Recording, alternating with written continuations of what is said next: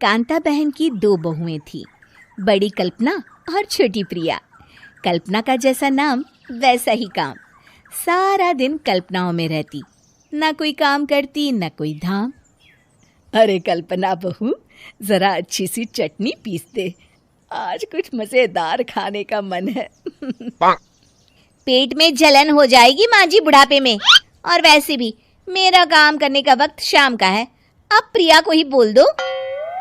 इतना कहकर कल्पना वहां से चली जाती है।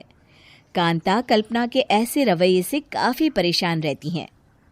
मैं बना देती हूँ माँ चटनी, ऐसा बोलकर प्रिया माँ को चटनी बनाकर प्लेट में खाने को देती है कि तभी वहां कल्पना आ जाती है। अरे वाह चटनी, जरा चक्कर तो देखूं, बड़े दिन हो गए। अरे नहीं बहू, तू तो रहने ही दे चटनी खाना, पेट में जलन हो जाएगी।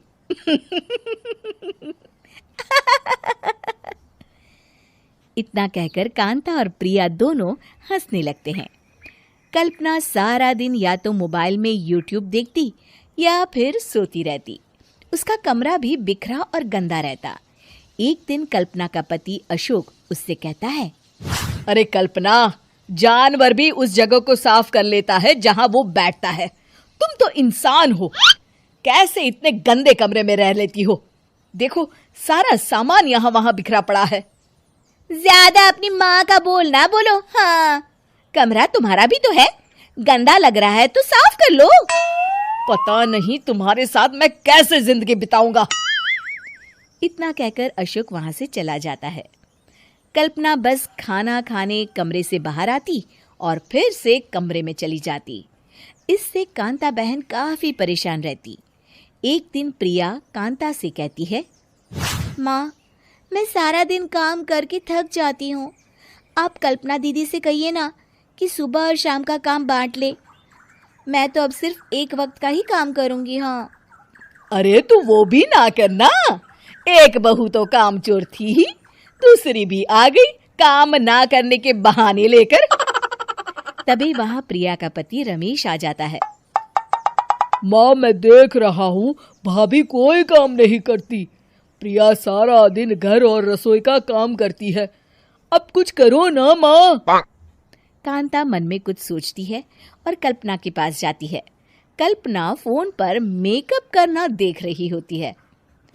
कल्पना, तुम सारा दिन बस मोबाइल देखती हो, घर का कोई काम भी कर लिया करो।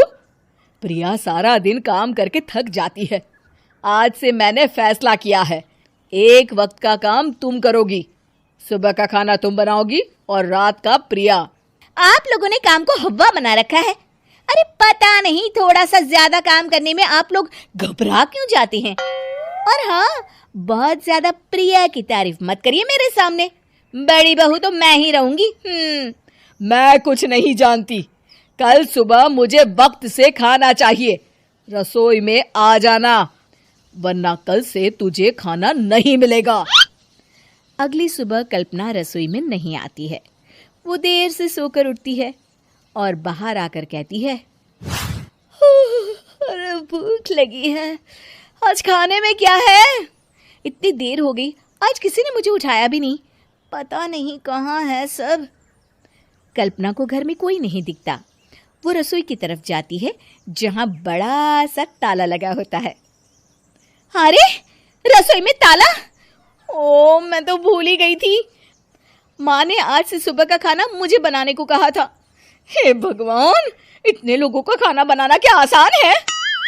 तभी घर के सारे सदस्य बाहर से वापस आते हैं। वाह माँ जी, मजा आ गया छोले भटूरे खाकर। मेरे मुंह में तो अभी भी स्वाद आ रहा है। अरे कल्पना, तेरे भरोसे रहते तो हम तो भूखे ही रह जाते। कल्पना को बहुत गुस्सा आ जाता है। अब बहुत हो गया, आज से मैं अपनी रसोई अलग कर रही हूँ, मैं अपना खाना खुद बना लिया करूंगी।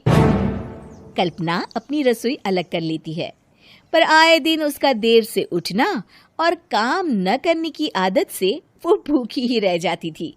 उसी के सामने घर के लोग अच्छे अच्छे पकवान खाते और कामचोर कल्पना को जैसे तैसे ही खाना बनाकर खाना पड़ता। पर एक दिन तो हद ही हो गई। माँ, दीदी आज सुबह से कमरे से बाहर नहीं निकली, हमें जाकर देखना चाहिए। सो रही होगी कामचोर कहीं की, पर तुम कहती हो तो चलो देख लेते हैं उसे। कल्पना कमरे में पेट पकड़कर बैठी होती है। हाय मेरा दर्द, पेट दर्द के मारे मर रही हूं मैं।